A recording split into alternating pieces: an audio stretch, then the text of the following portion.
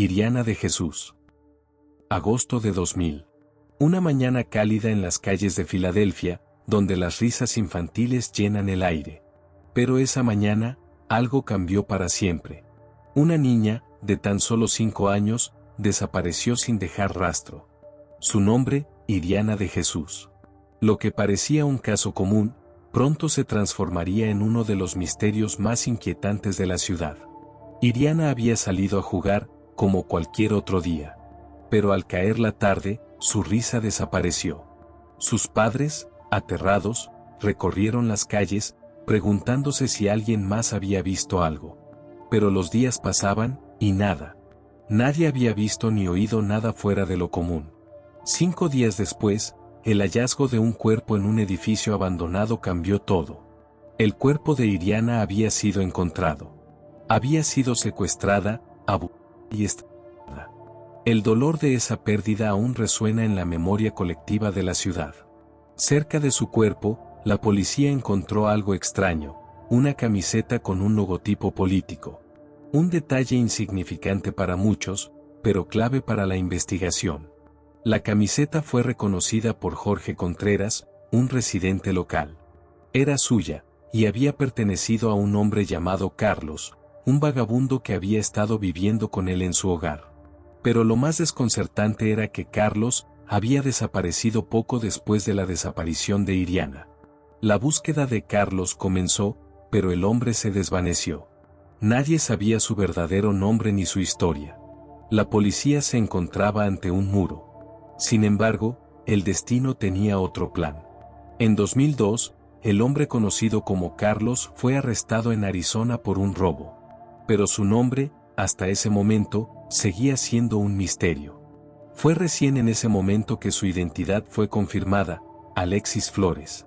Con esa revelación, la investigación dio un giro inesperado. Años pasaron. Pero en 2007, un avance tecnológico permitió comparar las muestras de ADN encontradas en la escena del crimen con las de Alexis Flores. El resultado fue claro: Flores era el responsable de la muerte de Iriana. El terror se desató cuando se descubrió que un hombre tan peligroso, tan escurridizo, había permanecido entre las sombras durante todo ese tiempo. El FBI actuó rápidamente. En junio de 2007, Flores fue incluido en la lista de los 10 criminales más buscados, con una recompensa de $250,000 por información sobre su paradero. Desde entonces, su imagen fue vista en carteles de todo el país, y el mundo entero se unió a la búsqueda. Pero a pesar de los esfuerzos, Flores nunca fue capturado. Se convirtió en un fugitivo internacional, buscado no solo en Estados Unidos, sino también en Honduras, donde su rastro se perdía entre las montañas. En 2024, una nueva imagen de Alexis Flores fue divulgada, basada en un proceso de envejecimiento. Pero, aún con este nuevo retrato, el fugitivo sigue libre. El caso de Iriana de Jesús sigue abierto, y la pregunta persiste: ¿dónde está Alexis Flores? La memoria de Iriana perdura, esperando que algún día, la justicia sea finalmente servida. Iriana de Jesús se fue demasiado pronto, pero su historia sigue viva. Un caso que aún cautiva a quienes buscan respuestas en un mundo lleno de sombras. ¿Será que algún día, alguien dará con el paradero de Flores? ¿O continuará siendo una historia sin final, una tragedia sin justicia? El misterio persiste, y el eco de la desaparición de Iriana sigue resonando en las calles de Filadelfia. Sarah Payne. El 1 de julio de 2000, un tranquilo día de verano en el pequeño pueblo de Ercham, Surrey, la vida de una familia se desmoronó. Sarah Payne, una niña de 9 años, jugaba cerca de la casa de su abuelo en Kingston Gorse, West Sussex, cuando desapareció sin dejar rastro. Su última imagen, junto a sus 2 hermanos y su hermana menor, se desvaneció en el aire, como un eco de lo que vendría después. El tiempo pasó, pero Sarah no volvió.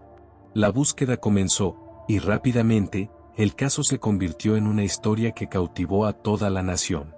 Los padres de Sarah, Michael y Sarah Payne, no dejaron de hacer públicos llamamientos para el regreso de su hija, pero cada día que pasaba la esperanza se desvanecía un poco más. La investigación se desató rápidamente. La policía, en su afán por encontrar respuestas, comenzó a mirar a los alrededores, a los sospechosos potenciales. Entre ellos, un nombre comenzó a sonar con fuerza: Roy Whiting.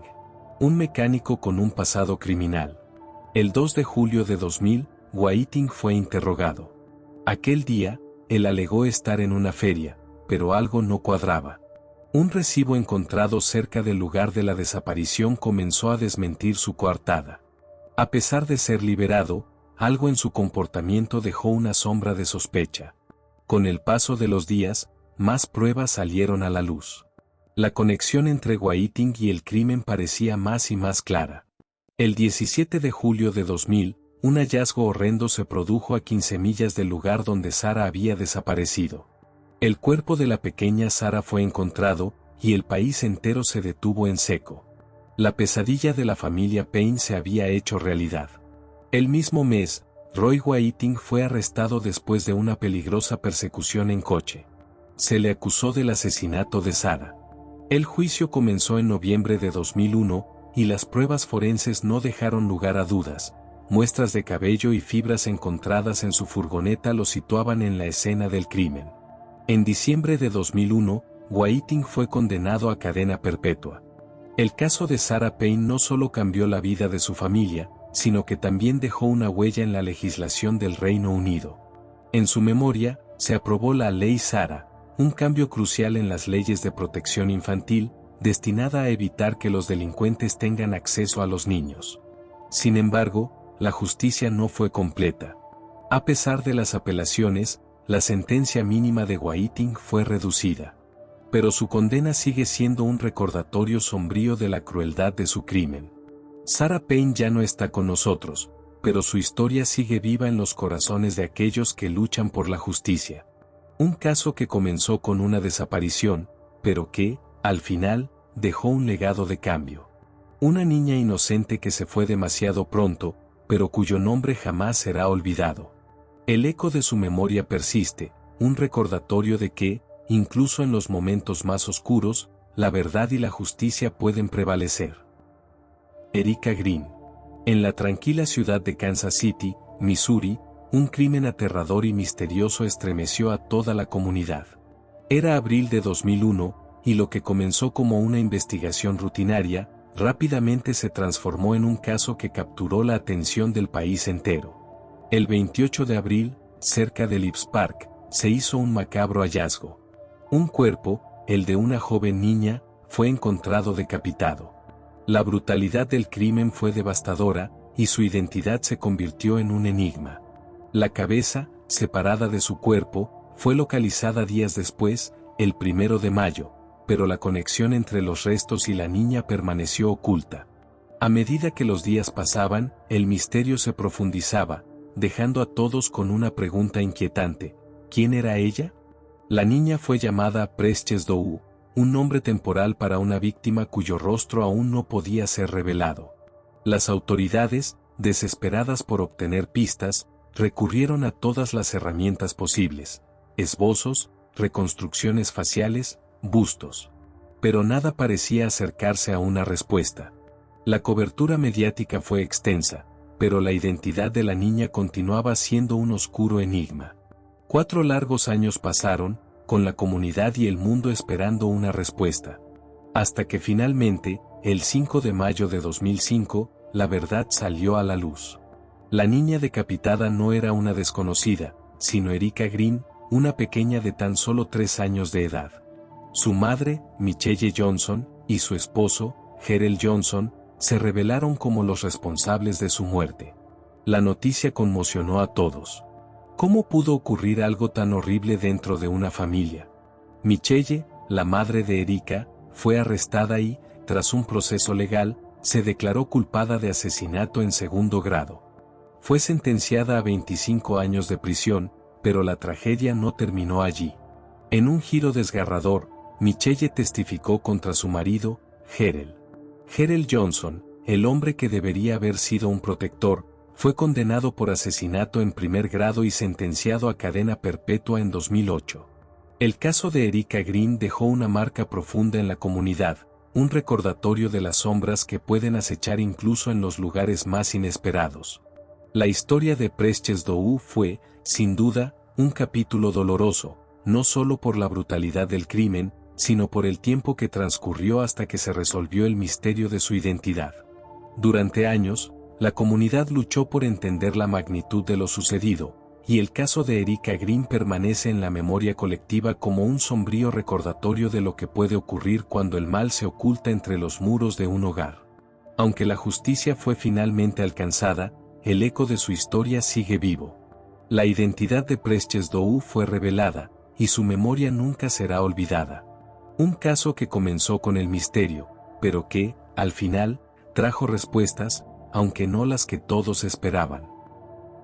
Danielle Van Damme. La tranquila vecindad de Sabre Springs, en San Diego, California, jamás imaginó que, en una noche de febrero de 2002, se vería envuelta en un misterio tan sombrío que marcaría para siempre a toda la comunidad. Danielle Van Damme, una niña de solo 7 años, desapareció sin dejar rastro. Lo que parecía ser una noche común y tranquila, se transformó en una pesadilla que sacudió la vida de su familia y de todos los que la conocían. Era el 1 de febrero, cuando Danielle fue puesta en su cama por su padre, Damon, alrededor de las 10:30 de la noche. Una noche sin aparentes anomalías. Pero cuando su madre, Brenda, regresó a casa con algunos amigos alrededor de las 2 de la mañana, notó algo extraño. La puerta lateral de la casa estaba abierta y una luz del sistema de seguridad parpadeaba. Sin alarmarse, la familia continuó con su noche, pero algo no estaba bien. Nadie imaginaba que esa sería la última vez que verían a Danielle en su hogar. A las primeras horas de la mañana, Damon despertó con la sensación de que algo no estaba bien. Una puerta de vidrio en la casa estaba abierta, y Danielle ya no estaba en su cama. En ese momento, la desesperación se apoderó de los padres, y una búsqueda frenética comenzó. Vecinos, amigos y la policía se unieron para buscar a la pequeña, recorriendo desiertos, bosques y áreas remotas, pero las pistas nunca llegaron. El tiempo pasaba, y la angustia de la familia aumentaba. La incertidumbre era total. No fue hasta el 27 de febrero que, en un área aislada en Dehesa, California, se encontró el cuerpo de Danielle. Su muerte marcó el fin de la búsqueda, pero no el final del sufrimiento para su familia. La investigación comenzó a centrarse en un vecino de la familia Van Damme, David Westerfield. Un hombre que ya había mostrado interés en la familia y que, en ese momento, parecía estar vinculado al caso de una manera inquietante. El hallazgo de sangre de Danielle en su casa y en su motorhome fue el giro que la policía necesitaba para arrestarlo. El caso generó gran controversia. Pero las pruebas contra Westerfield fueron claras y contundentes. En 2002, fue condenado por asesinato y secuestro, y sentenciado a muerte. La tragedia de Danielle dejó una cicatriz profunda en la comunidad de San Diego, y su nombre, aunque trágico, sigue vivo en la memoria colectiva. Hoy en día, David Westerfield cumple una sentencia de prisión perpetua, pero la memoria de Danielle sigue siendo un recordatorio de la vulnerabilidad de la inocencia y la incertidumbre que puede rodear a los casos más impactantes. Estos fueron los 4 casos de desapariciones de niños más misteriosos de los últimos tiempos. Si te gustó el video, dale like y suscríbete al canal para más videos de casos reales y misterios.